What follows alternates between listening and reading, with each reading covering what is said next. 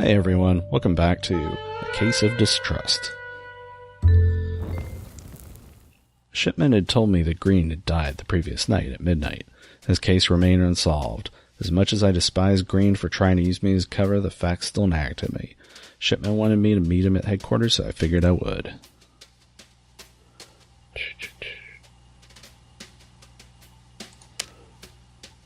I stared at the doorway, took a deep breath. I supposed I owed Shipman enough to help solve the case, even if Green had given me the runaround. After all, what kind of detective would leave a case half solved? Although Green had just been using me, his life apparently had been in danger all along. I resolved to find his killer. I headed to the North Beach station for any information Shipman could give me before starting the chase.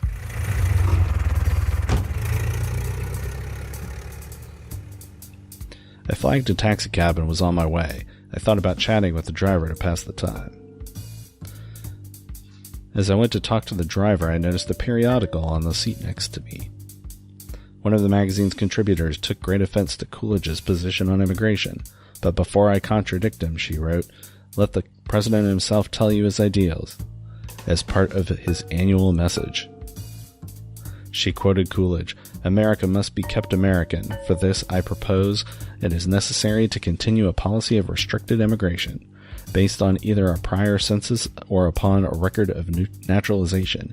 Either method would ensure the admission of those with the largest capacity and the best intention of becoming citizens." That speech, she claimed, was a slap in the face to many recent immigrants, for how many among them do not have the best intentions? His words only harden opinions of xenophobes who quiver at the preposterous idea of a Bolshevik revolution. Perhaps in a modern city, such talk is brushed aside. Of course, the president only means to keep away the criminal ranks. But cast a glance to rural America and observe the change in tone, where foreign is anyone not white and Protestant. It is there that President Coolidge knows exactly his aim. Stoke the fires of division to gain the vote of the majority, encourage a democracy of hate. The taxicab halted at my destination. I left the magazine on the seat and stepped out. The headquarters building dominated the corner of Kearny and Washington and Chinatown. Rebuilt after the 1906 earthquake, I thought it looked even more sour than it had before. Like before when it was in rubble? The headquarters building dominated the corner. Oh, I just read that. I stepped out of the taxicab and walked through the station doors, ready to chase any leads on Green. But standing in front of him as I entered, bawling her eyes out from their sockets, was Mrs. Green. She saw me and brought her wailing closer. Uh-oh. "Malone," she exhaled through sobbing. "You were working for my husband. What happened?" Her breathing obscured her next sentences, but I got the general idea. I told her I knew as little about the matter as she did, but that I was looking into it, and I was sure the officers were doing their best. She begged me to help them, again drowning most of her sentences with her sobbing. I promised I would try. She took a slow inhale, raised her chest, and walked out of the station. When she was out of sight, Fred Grant came around the corner and let out a snort. Grant was another investigator for the SFTPD. Studied his ruddy face, strewn with broken capillaries that gave it the impression of a map of streams. A cigar often poked through his mouth, hardening his jaw and twisting his face into a scowl. I supposed that it was an appropriate look for a man who enjoyed his bribes in liquid form. Grant had never been a supporter of police women, and he was no fan of mine. He lit the cigar and said, "The widow seems pretty torn up about him. You really helping her out?" It wasn't his place to know, so I just stared at him. "Well, alright, if you ain't gonna talk, then I should be on my way. Last thing I gotta do is head to this tin spoon, then toss this in the freezer." What he meant is he was about to close the case cold. He smiled as though he was glad to do it. I raised a questioning brow. "You aren't chasing it up?" I asked. He looked appalled that I would even ask. "We've got more to deal with than some dead gangster. Captain don't care about crap like this, so long as it's not spreading too far." "And what about the girl?" "What does she expect?" he asked. "This broad goes and marries an Irishman? Puh. Probably killed by one of his own, or some dago, or all those bums run together." I gave him a frown, to which he responded, Look, if the missus wants you on this, that's her gamble, but it ain't gonna lead you nowhere, and don't expect to support from the boys. Not even if I find Green's killer? He laughed. If you get a confession, we'll cop him. Not something the DA can thumb his nose at either. They gotta admit 3 things. Means, opportunity, motivation. You do that, then sure, we'll be right behind you, but there ain't nobody here looking into it, I promise. He pulled on a cap and walked out. Nice guy. I hurled a glare in Grant's direction, and I was still fuming as I turned down the hallway to Shipman's office. Shipman was frowning at the stacks of paper atop his desk, but he stood up and smiled when he saw me. Glad you made it.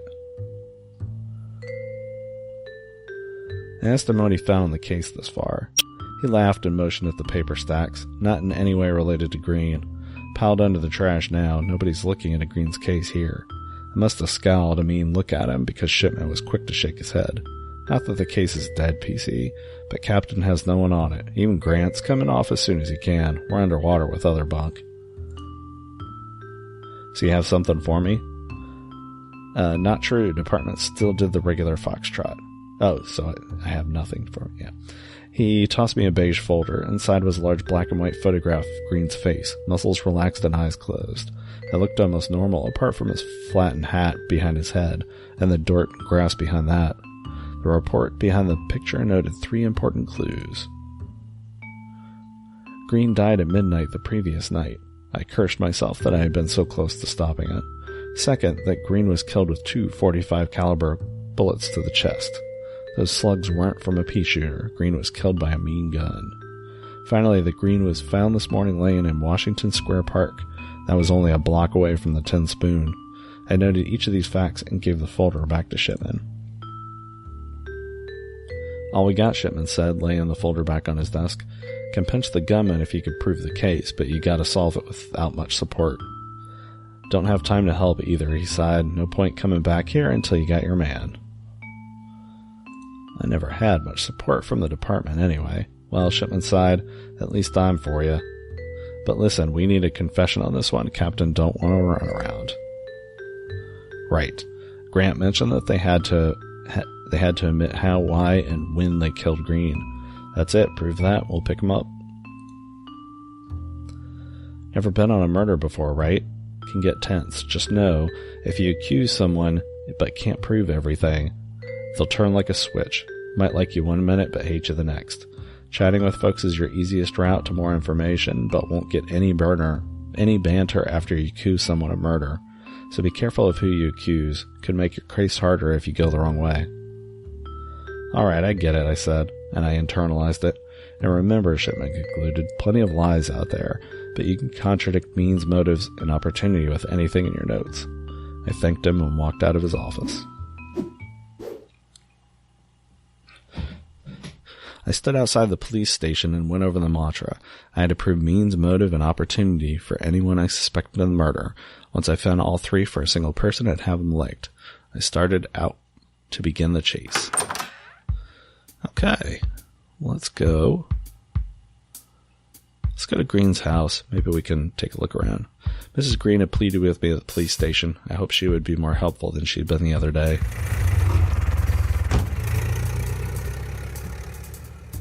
I hailed a driver and gave him the address, and stepped through the back door. I debated talking with him. Some weather, ain't it? He said with a southern drawl. San Francisco, I replied. Expect fog and bring a jacket. Wish I had known that coming from Missouri. Maybe I would have stayed on the river. There are always recent transplants to the city. Where in Missouri are you from? I asked. A little town called Hannibal, same place as Mark Twain, though by the time I was born he'd moved to bigger parts of the country. But you know, I recently heard a quote of his. The coldest winter I ever spent was a summer in San Francisco. He laughed to himself. We talked for a while about his youth, his bucolic hometown, the crack of summertime thunderstorms, and his adventures down the Mississippi River. Eventually we rolled to the destination, but before leaving I asked, did Mark Twain really say that about San Francisco? The driver smiled and shook his head. Nope, but if I tell you he did, at least you'll remember that quote, a quote that's mine. I chuckled and left the taxicab. Green's apartment? I think I've already read this. Yep. I came upon the greenhouse and knocked on the door. This time Mrs. Green opened it quickly. Miss Malone, she panted with noticeable shock in her eyes. I'm just frightened about people knocking on my door, she said by way of explanation. After what happened to my husband, everything feels so cold. Oh, I'm blabbering. Please come inside. She led the way to two chairs and we sat down. She was more awake than the previous day, but her hair was a bit tousled and her S's hung in the air long enough to belie her lack of complete sobriety. Have you found anything about my husband's killer? She asked. I shook my head and replied that there was nothing definitive just then. I said I would need to ask her some questions that might spark the investigation. She straightened in her chair and replied with, certainly. Why would I accuse her? Let's ask about her notes.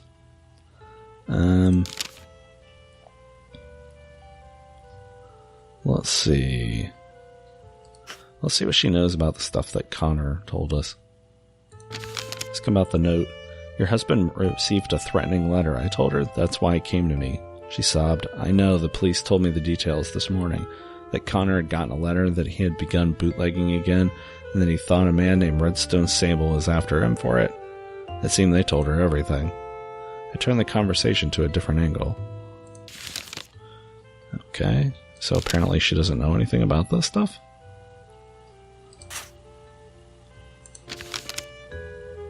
Your husband recently changed careers, I told her, to bootlegging. She repeated that the police had already told her these details. Okay. So that's not very helpful. Let's see. The gray coat. I glanced at the coat that hung on the rack. Where'd you get this? I asked. Her unfocused eyes moved to the gray trench.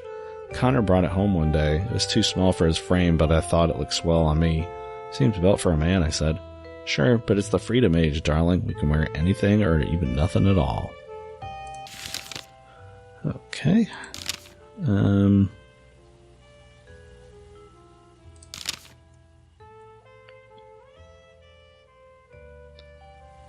You're a singer at the Tin Spoon?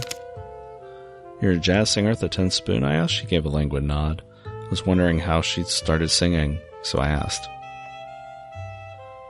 Well, she said, Papa never liked the petting parties or the liquor or the young men and the roadsters, but he never made fuss about it, not until I started to sing.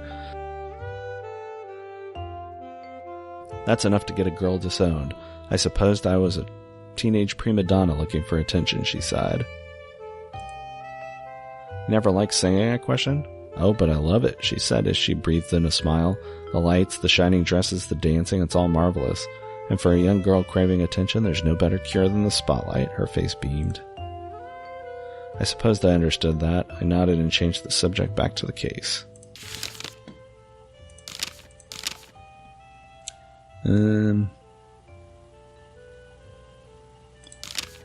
Let's see.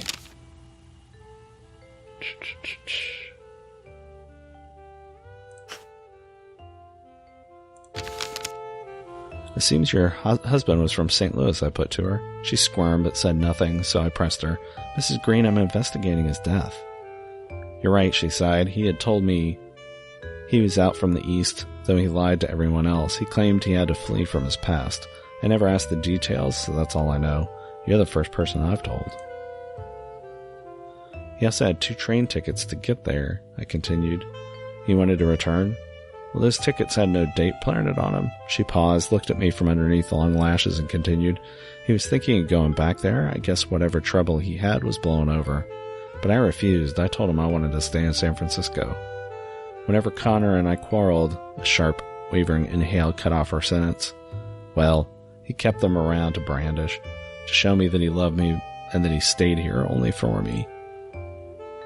I nodded and we spoke about something else. Let's see. Do we know anything about why he was at the Tin Spoon? What were you doing last night? I asked. Her expression was surprised, but I told her that I should need to place everyone in their locations, Mrs. Green, to get a full picture in the evening. Of course, she said. Let's see, I was singing with the band, the show ending at about 10 o'clock. Then we went up into the billiard hall. Oh, it haunts me that Connor was so close when he was killed, she winced. but none of us heard anything with how loud we were and how sealed that building is. How late were you in the pool room, I asked. Till early in the morning, say 2 or 3. Huh. I do not know enough to contradict that. I nodded my thanks for her answers, and I can't read the rest of that because it's off the bottom of the screen.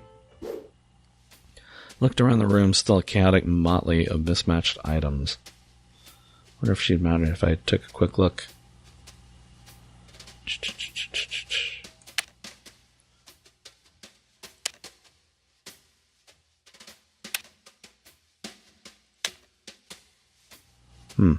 Let's ask her one more thing.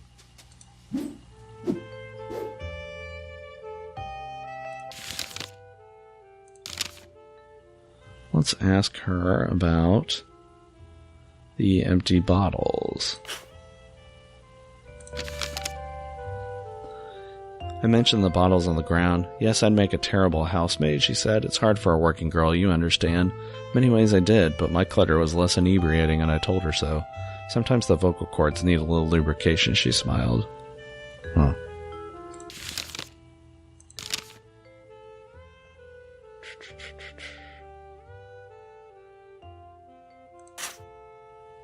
To ask her about the... I pointed at the wilting flower. It's a struggle to keep any plant alive. Yes, but I can't say no to yellow chrysanthemums. They're so warm, brighten up an entire room. Okay. Let's head on out.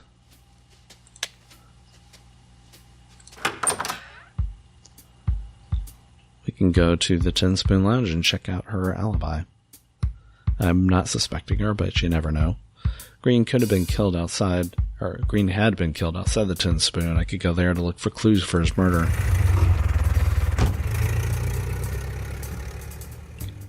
Hailed a driver, gave him the address, and stepped through the back door. I debated talking with him. I asked about his shift and how much longer he'd be driving. Not all my conversations with cab drivers were memorable. Yep. I strived again at the old warehouse turned speakeasy, its wooden sign still barely holding on to the frame of the building. Around my knuckles on the same metal door. Instead of the usual dark eyes, the door swung open to reveal Fred Grant. He let out a PC, good seeing you, with more whiskey on his breath than fire breather. He stumbled down the next few steps, and I caught his limp body. All loose ends tied up, he said, winking at me while he tried to stand tall. Through the doorman in the back of the wagon, he continued. Nope, he said nobody come in last night. He says no one came in or out from the upstairs billiard hall last night. A hiccup interrupted Grant's thought. You know, I believe him. But the Bulls need someone to work on, and putting welts on this goon will make the afternoon go faster. Well, he again tried to stand upright. Failing at that, he stumbled into the police car, got behind the wheel, let the sirens loose, drove the machine around the corner. Yep. I continued up the stairs to find a similar scene as the day before, only Tiny Paul had been replaced by a young woman, idly playing with a deck of cards scattered across the billiards table. Let's see. Take a quick look around. I don't see anything different except for the woman and the stuff. The balls were gone from the billiards table. In their place were some betting chips and cards strewn around the table. I counted 5 aces, 2 ace of hearts. I could see the tears welled up in the girl's eyes. I approached the young woman and looked her up and down. I studied her face. She was in her early 20s and naturally pretty, with deep eyes, simmering black hair, and big rouged lips, though holding back tears somewhat twisted her face. I cleared my throat, and she turned around. Oh, she said, I didn't hear anyone after that officer left. What did Grant want? I asked her. Him? She snorted. Well, he'd started asking about Connor Green, the man who died here last night. What do you know about Green? Well, from all the coppers, I learned he died last night, though I heard nothing in here. Maybe I was already asleep then, I'm not sure, but I don't think we could have heard a shot through all that racket. Why were you here? I'm Ella Smith. I work nights as a backing singer. I came upstairs after the show ended. I realized that she was related to the Green case, at least partially. I had to pump her for information. So let's see.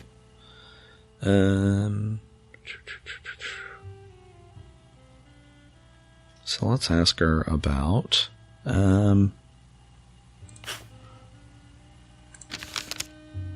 I asked if Green's wife sang here under the pseudonym Lil Fanny. Ella Smith nodded in affirmation. Okay, that wasn't as useful as I thought it was going to be.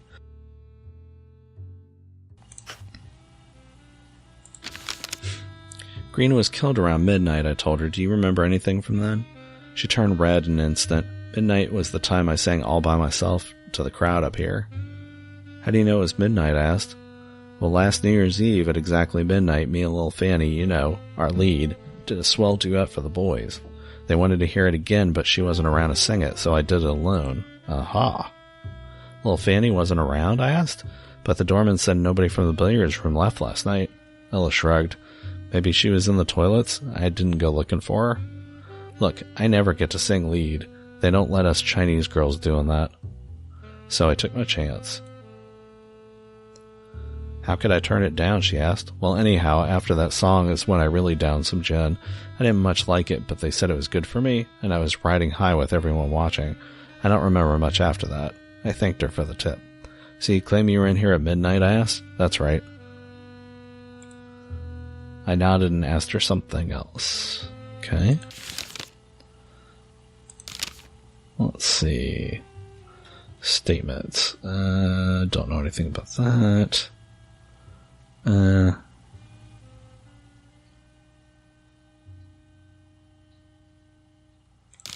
So let's ask her.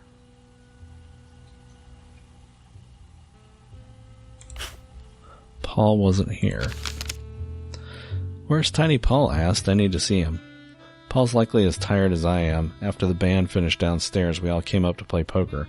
Paul and some of the boys were at it the entire night, so I assume he's at home.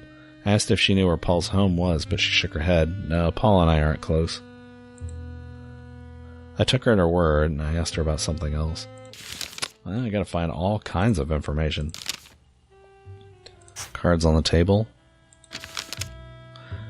Those cards you're fiddling with, I said. Are those the same ones you and the boys played with last night? She said they were. So there are 2 hearts. That's interesting.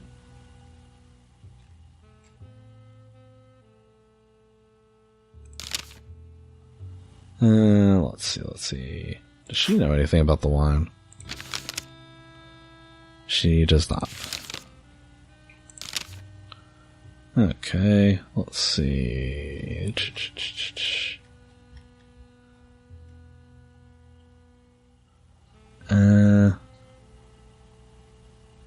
Statements.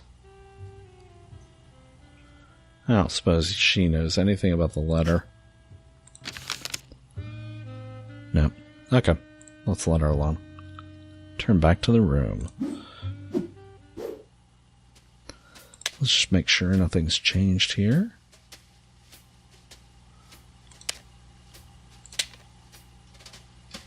Did it have 5 cues last night? I think it did.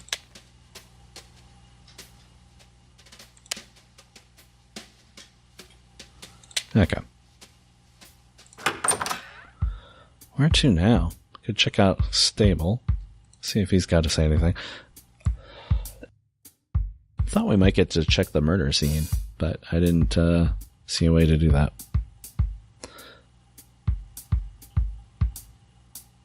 Actually, let me just double check that.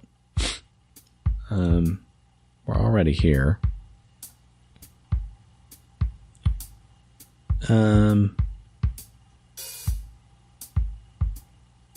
Yeah, it's only letting me go upstairs.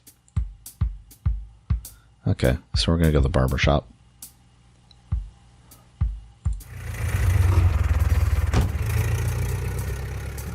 Not giving me a lot of options.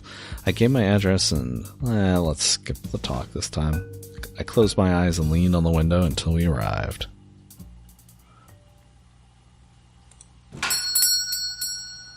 Okay, so Everything looks pretty much the same. There was a man seated in the barber chair, tapping his foot and staring at me. I didn't see Stable anywhere. He stared at me with a grin that extended to his eyes. He was wearing a barber's cape, which told me that he was here for a haircut. I wondered why Stable left this man mid-trim. I asked how he was doing. Swell, he answered. Very swell indeed. Thank you, miss. His words came out as jovial as his expression, and they held a slight and affable southern tint. A few more pleasantries returned equally verbose responses with no meat to them. That piqued my interest. A stranger in Stable's barber chair with no sign of Stable around? Who are you? I asked with genuine curiosity. I am merely a mortal man enjoying my life at the very moment, he replied, looking me up and down, and there is much to enjoy. I laughed in response. The old guy was getting fresh with me. His smile widened at my laugh. Glad that some flappers still know how to take a compliment, he said. Most modern girls get their stockings knotted up whenever someone calls them pretty. I disagreed. Sometimes those compliments can become uncivil. We can't have gentlemen getting out of line. I suppose that's true, he laughed. Yes, indeed that is true. Well, my name is Ray Carter, regular jazz bassist at the Tin Spoon Lounge, a speakeasy in North Beach. It's my pleasure to meet you, miss. He worked at the Tin Spoon. That surprised me. Were you there last night? Till early this morning, he gleamed. I won a bucket of change at the poker table. Just about everyone was saying they never saw someone play cards so well. Sometimes you just get lucky, I suppose. Wondered if it was at all related to the case. I was glad he was smiling. An upbeat suspect eased harsh questions. He saw me taking notes and asked, Are you some sort of continental operative? When I nodded, he let out a whistle and said, A woman detective. Well, that is almost as swell a sight as a black man in a white man's barber chair. Well, let's ask him about stuff. Let's see. Don't care about that. No, about that. Yeah, we're Stable. You yourself said it was strange to have a black man sitting in a white man's barber chair. In fact, it's even more rare to be in a rich white man's barber chair. So why did Stable invite you over? I asked him. He sighed.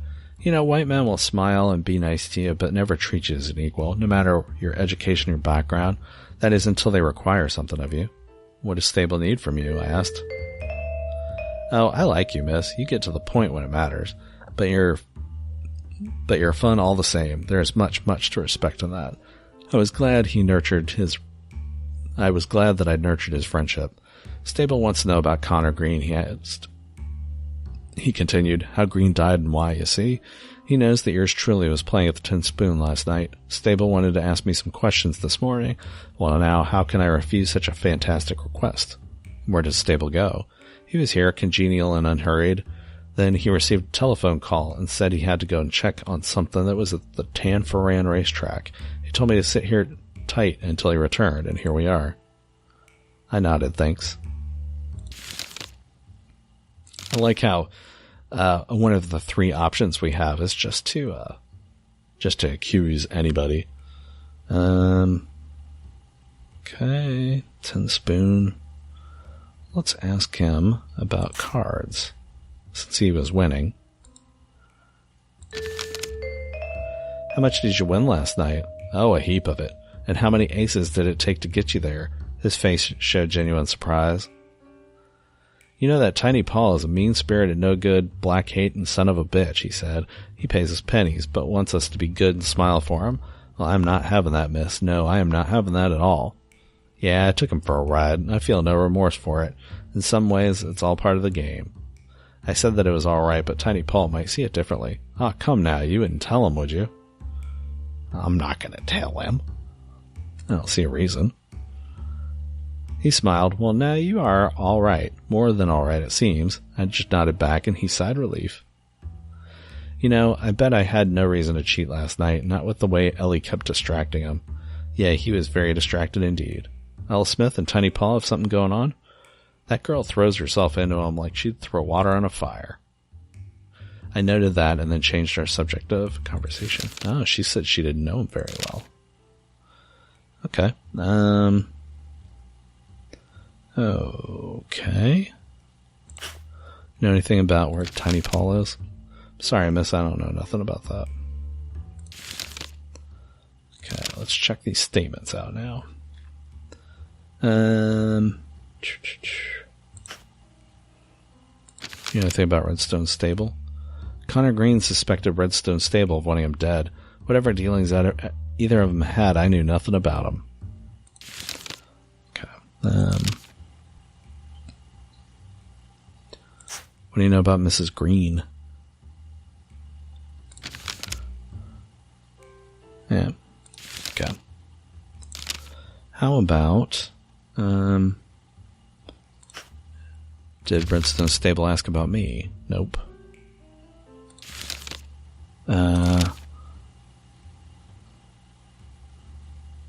Anything about the wine?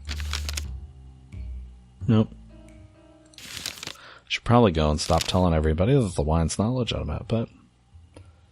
Okay, so...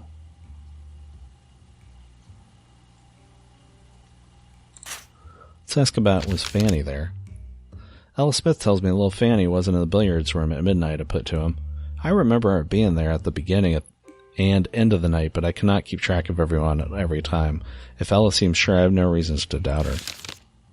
Okay.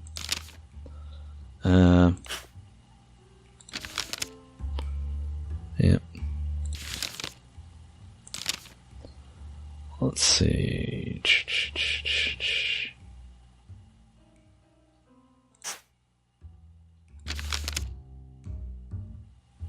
Connor died around midnight. I was inside all night with the band and Tiny Paul playing poker. We had no shots or that in that racket.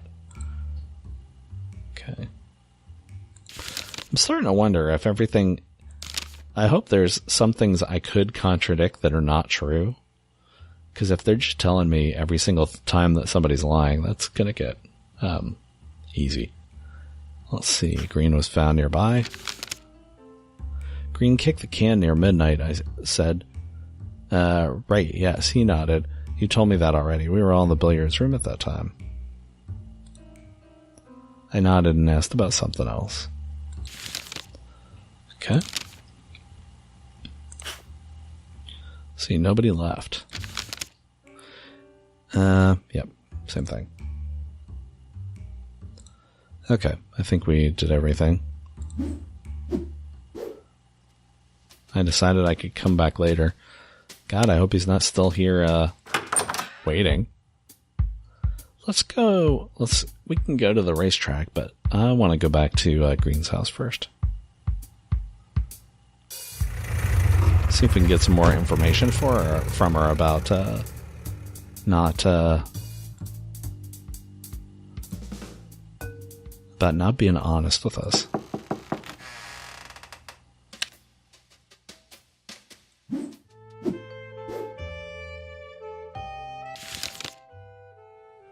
I need to ask you about... Oh. Well, let's make sure there's nothing else. Let's work our way up. Nope.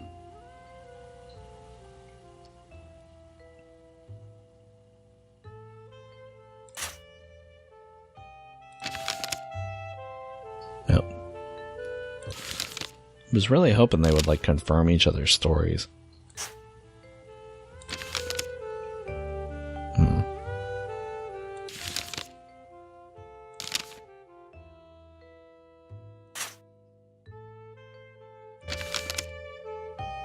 One of your backing singers claimed you left the upstairs room before midnight, I said.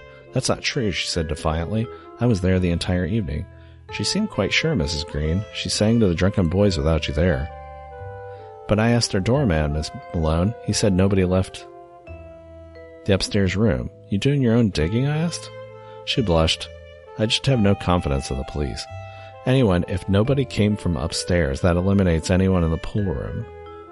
I must have been in the restroom if Ella is certain I wasn't with him at that exact time, because I could not have been outside. Man. She had a point. Okay. Okay, let's go ahead and go to the racetrack.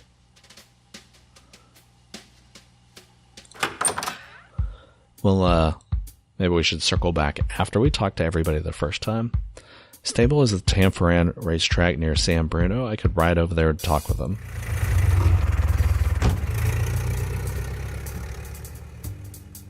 I hailed a driver, gave him the address, and stepped through the back door. Let's skip the chit-chat this time. The Tanforan racetrack had reopened the previous year with the help of a millionaire Adolph Speckles and some associates, one of whom was Stable. Today, no races were ongoing, and the sheer size of the empty grounds and grandstands was impressive. I hopped the locked turnstile and wandered around the grandstands and some of the grounds, but all my searching turned up nothing and nobody, not even Stable. I returned near the entrance to search for more clues. I'd first snuck into the racetrack by jumping the locked turnstile, which had been easy enough. I could leave the same way. I removed the trash bin lid to let my hands play with something while my thoughts had time to form, but peering in, I saw the biggest break in the case thus far. An automatic pistol, .45 caliber, was right on top of the pile. I reached in to get a closer look. A throat cleared behind me. I pocketed the weapon quickly, then turned around to Stable's smug grin. "Have you come to watch the horses?" he asked. "Rumor says that running through fire will be the victor, though at times it can be dangerous to put stock in rumors." He's a little shifty. Let's see. Okay.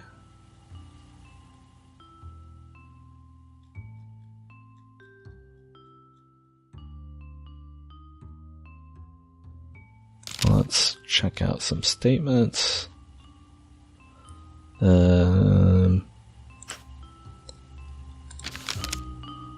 did you know my name? I questioned. He smiled again. He apparently liked smiling when he was pleased with himself. "Barbers hear gossip from around town, Miss Malone. Sometimes that gossip is worth remembering." "And what gossip had you heard about me?" "Just that the niece of the late San Francisco detective Louis Malone had resigned from her policewoman duties and taken up private detection agency. But that was months ago, was it not? I confess I have not heard much since." I asked if he'd known other officers. "Oh yes, there are some investigators who do not like to follow the law to the letter, and I also lost that alphabet years ago." Okay.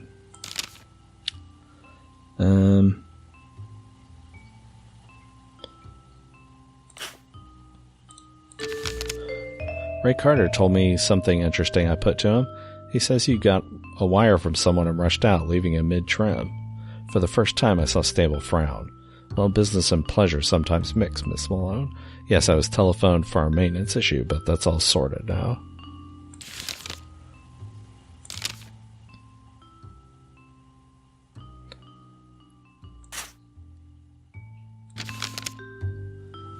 I again asked Stable about his suspicious behavior. He refused to talk about the matter further. Okay.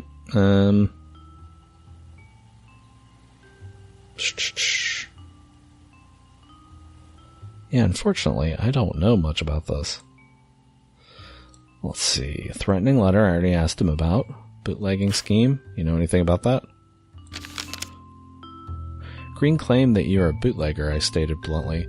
His grin didn't waver in his response. "Would you hang me on Connor Green's claims?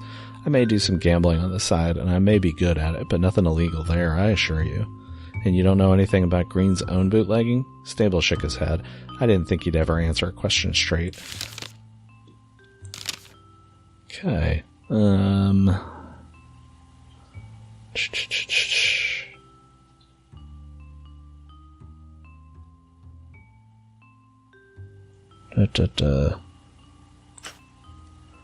Let's ask him about...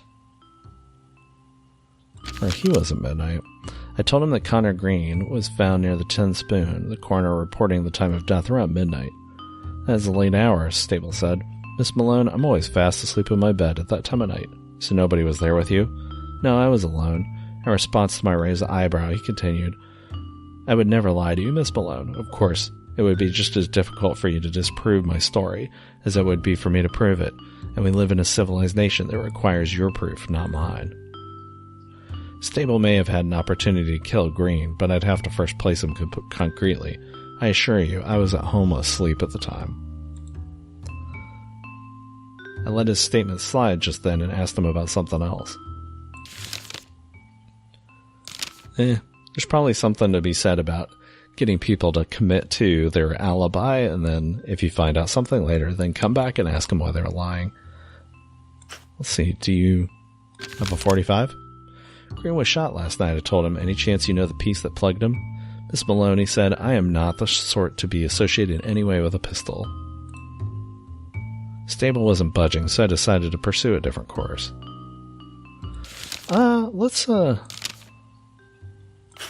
Let's do that again. Let's try contradicting him. We've got the 45 now. It just so happened that it was here while he was here. I found an automatic in your trash bin. This 45 is gangster caliber. What are the chances it's the same one that killed Green? Stable frowned again. I was beginning to like his frowns. So it seems to be, I continued, that your boys found the murder weapon in the trash, then called you around to see what to do about it. Yes, he admitted. I was telephoned to look at the weapon. We were about to phone the police about it when I noticed you wandering the grounds. Why were you so interested in the Green case, and why is this gun here? He sighed. Do you remember, Miss Malone, that Connor Green had already attempted to frame me? Once I learned of his death, I thought that whomever had killed him would also try to blame me. I invited Carter for a trim in exchange for information about the murder. I told my associates to watch for anything suspicious around the racetrack. As soon as the gun was found, they telephoned me, and here we are. So you still won't admit to the murder, I pushed him. Think what you want, Miss Malone, but I had no reason to kill Connor Green, and if you think otherwise, you are just playing into the game set up by the real killer. That was the story Stable was sticking with. Still, I wasn't much further along than I had been, and that gave me reason. I was much further along than I had been, and that gave me reason to smile. Turn back to the entrance and search for more information.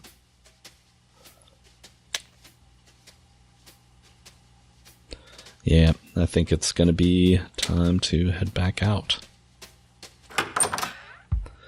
But I think we're going to have to go and continue this next time. Seems like we're getting somewhere. We're at least getting some evidence. I don't have a strong feeling for who it is, but we'll find out more next time. Anyway, thanks for watching. I'll see you soon. Take care.